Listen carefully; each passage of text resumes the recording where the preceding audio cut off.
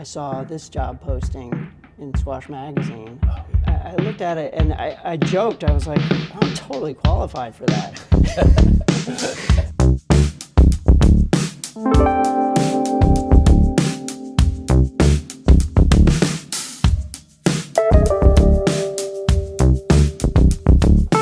Welcome to another edition of Boast About It. I'm James Green, and I'm with the CEO and president of US Squash, Kevin Klipstein. Kevin, welcome. Thank you, James. Good to see you. Good to see you. We've known each other for a little while. We've played squash together a couple of times. We have. I've always been on the losing end of that. So, not that that says much about your abilities, unfortunately. Let's go back to the beginning, and I'd love to sort of have your journey of how you got to first pick up a squash ball, a squash racket, and hit a squash ball with it. So I got into squash in Rochester, New York, where I grew up. My parents were members of a club there that happened to have courts. And so we would hit around. I have two older brothers, and it happened to be around the time I was maybe 10 or 11, where Fred and Carol Weimiller had moved up from Heights Casino. They had been coaching there and helped build that storied program. And so, you know, they were in the midst of developing a really robust junior program. So I just kind of hit the timing just right. And as soon as I played, I loved the sport. Now, you went to Cornell. As you went through that junior program, did squash have anything to do with getting into Cornell, or was that purely academics? Did you play squash at Cornell? It was important to me to be able to play in college, certainly. So you played, did you play all 4 years on the team? Mm-hmm, mm-hmm. What were your ranking? I started freshman year number 5, and then each year went up a level. So 5, and then played 4, then 3, then 2. And so my senior year I was co-captain with Richard Chin. Oh, no kidding. I didn't know you went, I had no idea you were on the same team. We were classmates, and he was 1, I was 2. Yeah, it was fantastic. Richard Chin is the pro at the Harvard Club, and I think he's won quite a few tournaments in his age group. So that means every time you go in an age group, you're going up against Richard Chin. Generally, yes. Richard and I do not play, but our lives have been intertwined for a bunch of decades, and he's a dear friend. I haven't had Richard on the show, but I've talked to him about, he kind of played in some pro tournaments, but never really went pro. Did you ever think about becoming a professional squash player? Actually, after college, I put down the racket for a year. I sort of, the classic burnout. Even in the early 90s, I think that experience was pretty intense. And then I was moving out west to Seattle just because I loved it out there in the Pacific Northwest. And on my way out, I got a call from my former coach, Peter Briggs, and he said, "Clip, what are you doing?" And I said, "Well, I'm moving to Seattle." He's like, No, come to the Appomattox Club, work for me for winter, make a bunch of money, and then you can move out. And I did. I turned around. I was in Colorado. I turned around, went back to. You were driving over? I was literally driving out west. Oh my God! You literally pulled a U-turn and head home.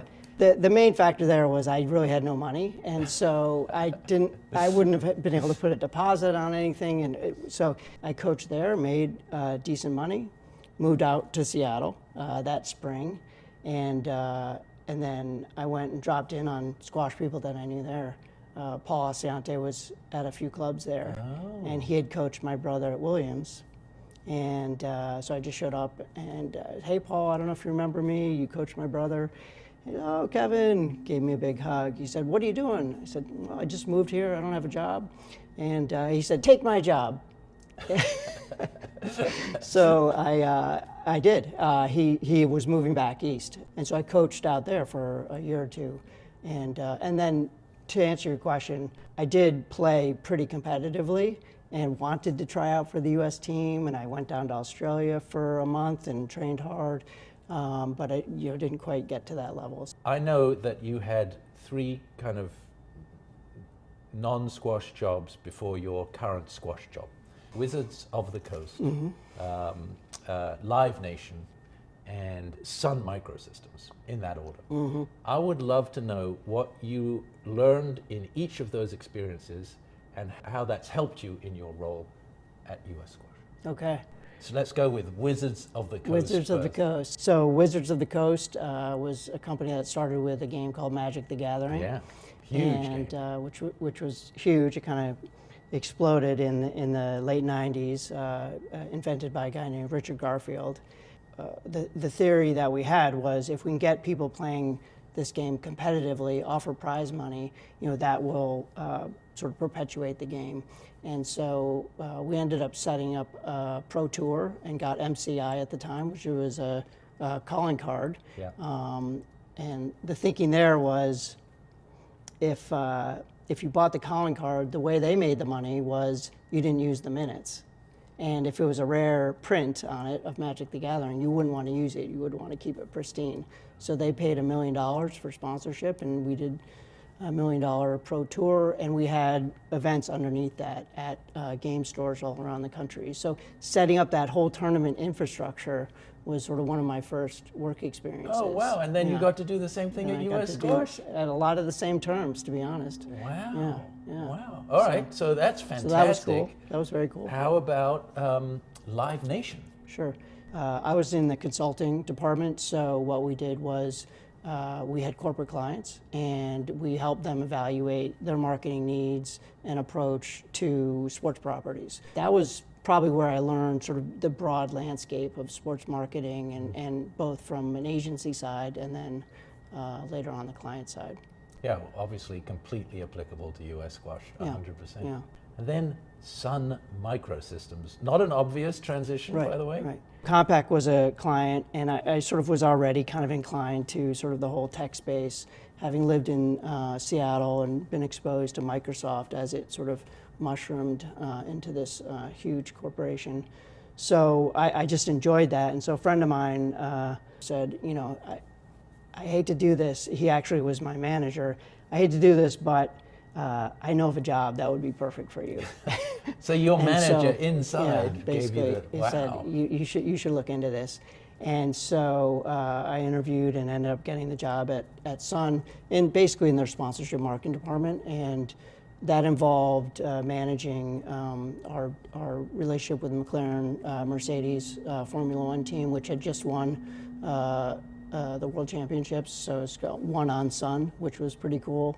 And then probably the most interesting work there was MLB.com wasn't a thing until we helped them consolidate all the various team websites. So we were the sales and marketing partners, so which was sort of a massive but very cool project. And I was on the marketing side, obviously not the technology side of things. You've got these high-powered jobs. You know, working with Formula One and titans of industry, and you are playing enough squash that you've got Squash Magazine. You open up Squash Magazine, oh look, they're looking for a CEO. Is that kind of what happened? Essentially, yes. I wanted to explore sort of what nonprofit world looked like. And so I was sort of leaning sort of towards nonprofit work, and was interested in joining boards and things like that. So when this came up, I looked at it and I joked, I was like, oh, I'm totally qualified for that. And I was like, maybe I should do that. And I think of US Squash very much as right in the middle between for-profit and nonprofit. And I think a lot of people think of nonprofits as, well, you can't make money. I would love to earn surplus over surplus because you just reinvested in your mission. Right. You just don't distribute it to shareholders or members. So it's okay to run nonprofits with a business-like attitude. Yeah. And so I think that's part of what attracted me to it. And also, I'm obviously passionate about the sport and felt like I had the right skill set. And like everybody else out there, probably kind of sits back after their squash game or over dinner with their friends and saying, why isn't US Squash doing this? Why isn't US Squash doing that? And I said, well, we can change that. We can do better. You've been CEO of US Squash for 20 years, right? I have, yeah. You've done a lot. I took my notes of the top 10 things you've done, which I want to do in my own proprietary reverse order. I'm excited. Let's do it. So number 10, coach development. Increase the number of certified coaches in the US to 546, and known coaches increased by 208% in the last 2 years. And my personal experience of that is I know when David Hughes, I first met him, he was the only level 3 certified coach in the country. And I know that's not true anymore. And maybe we decertified him too. Oh, no, no. Just kidding, David. I'll check with you later, David. Number 9, membership growth. Increased U.S. squash membership by 165%. Mm-hmm. Fist bump. Nice. Partnerships. You built big partnerships with the College Squash Association and the SEA, the Squash and Education Alliance. Certainly PSA, SDA, Yeah. NISA. Yeah. Yeah. Nice. We're going to do a lot of fist bumps. This is easy. Organization consolidation. You consolidated organizations' operations across media, including scholastic and collegiate squash in the U.S. More efficient. Yes. Much more efficient. Yes. Well done. This one maybe should be number 1, but it's only number 6, because I don't know that we can give you all the credit. Olympic inclusion. I know you had a huge role, but clearly not the only role. A community effort. A community effort. Having squash in the Olympics is clearly monumental. Yeah, beyond. Yeah. Beyond. This one also I thought about putting as number 1. You were one of the first sports to have gender equality in prize money, right? We may be the only for parity and prize funds for the same competition, meaning 3 out of 5 games, as opposed to tennis, 2 out of 3 sets versus 3 out of 5 sets, et cetera. So I think badminton may be close, but unfortunately we're still somewhat of an outlier. Yeah, but I mean, you did it. Technological innovation. You built Club Locker and a whole series and suite of tools around that. I don't even know of another body that's done that. It's definitely unique. The biggest point of leverage I think that we have. Yeah. Yeah. Number 3, infrastructure development. You led the construction of the Arlen Specter National Squash Center. Yeah, you were there at the beginning. I was there at the beginning. Yes. Yeah, amazing. How many courts? 20. How many doubles courts? 2. How many softball doubles courts? 2. Yeah. Amazing. So, yeah. Amazing. I looked this up. I think you grew the revenue for U.S. squash by 10x. 10x. Yeah. 10 times. That's amazing. 800,000 to 8 million so far. Yeah. So, yeah. And then number 1, because I'm all about playing squash, you increase participation. That has to be my number 1. We founded Open Squash on the principle of making squash more accessible. So you increase U.S. participation in squash by 130%, and in scholastic participation by 450%. Did I get all those right? Yeah, all pretty accurate, and it gets difficult to place sort of what is more significant than the other. But Right. but there's first of all, we've just shown up and done the work, but we've you achieved, say that, but yeah. I know a little bit about the state that U.S. squash was in. BKK. Nice. And yeah, it's pretty big difference. Yeah. Yeah. I think the sport's in great shape, and the next few years are going to be incredible because of the Olympic bump. Yeah. Absolutely. Yeah. Now that you've been there for 20 years and put this amazing infrastructure in place, what are you trying to achieve that going forward? What are your big goals for U.S. squash now? We got to make this sport more accessible. I spend a lot of time reminding people on the staff of the very singular purpose that we do have in terms of, providing experiences and the lifelong benefits of the sport. What is happening here at Open Squash, both at Bryant Park, here at FIDI, is bringing a vision to life. Obviously, it's your vision and David Allen's vision and others in the whole community. It's also part of a continuum, an evolution of the squash community over the last 25 years. Yeah. For us, our vision for the sport is for people to know it and to people to have access to it. So we focus on a number of areas, and sort of prospectively, we'll announce in the next few weeks a new athlete development pipeline, really comprehensively. So we have one. We're filling some gaps, and we're also being super explicit to the community about how to plug into it. And so that's very important, obviously, with the Olympics, and our ambition is to be world number 1.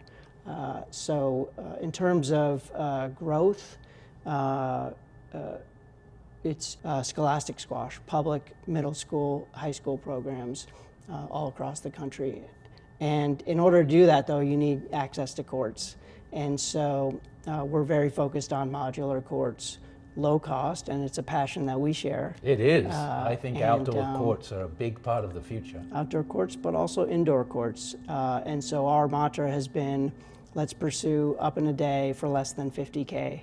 And we've even had conversations about this. And so we've cracked that nut, and I think others will too. Unless and until we can build squash courts really inexpensively, easily, seamlessly, it's going to be hard to grow. Other areas of visibility, a big focus of ours is in partnership with World Squash and the PSA, is to maximize the opportunity of the Olympics from a media perspective. Yeah. So, we spent 20 years building this incredible infrastructure from the grassroots, and now it's time to sort of leverage that from a top-down perspective and amplify it, and then just, rising tide lifts all ships. One of the questions I have for you is, what are the measures that the International Olympic Committee will decide whether or not squash was successful in the Olympics? At the heart of the question is, how do we ensure that we're in Brisbane 2032 and beyond, right? And that decision is made before the 28 Olympics, right? That's our understanding, that it'll be made, we've heard as early as 2026, but potentially 2027. So we feel a lot of pressure, a lot of sense of urgency, and something we work on every week collaboratively to make sure we're doing everything we can to demonstrate progress both here in the US, but also as a coalition across the globe in advancing the sport, and then again from a media perspective, because at the end of the day, they want it to engage broader audience. But I can tell you that there's a lot of enthusiasm on the Olympic side of the ledger to really sort of showcase squash. So there's a lot of genuine excitement because it's a true international sport, and the IOC is international. It's in its name, and people know the sport, and I think a lot of people are just happy that it's in and want to make the most of it. Do you think it's helpful that Australia is a squash playing country? Well, I'll speak to Australia directly that we're counting on you and we will support you. However, they need to start investing in their development programs and making sure that they coalesce as a community to celebrate their past, which is just extremely rich. Yeah. However, also establish themselves as real prospects to medal in 2032. That's very important. It is true that Australia as a powerhouse has sort of been on the wane as opposed to there was a time where there was always an Australian in the top 10, and now I don't think there's an Australian in the top 20 in either men or women. Is that right? Not that I know of, yeah. You would know the Pro Tour better than I do. Perhaps, I don't have time to follow Perhaps it. I watch too much squash. That is potentially true. I'm going to end with one last question. What can the audience that's watching this, the squash community, do for you? So, squash community, I would say a couple things. One is offer U.S. Squash a little bit of grace. I think everybody sort of looks to U.S. Squash as an organization that's large, sort of top-down, flush in money. And the reality is we're about 25 hardworking people who are resource constrained. And I would just say engage in the process like you have and others at Open Squash, and keep doing what you're doing. Kevin, thank you so much for Thanks, coming. James. Thanks for having me. Appreciate it.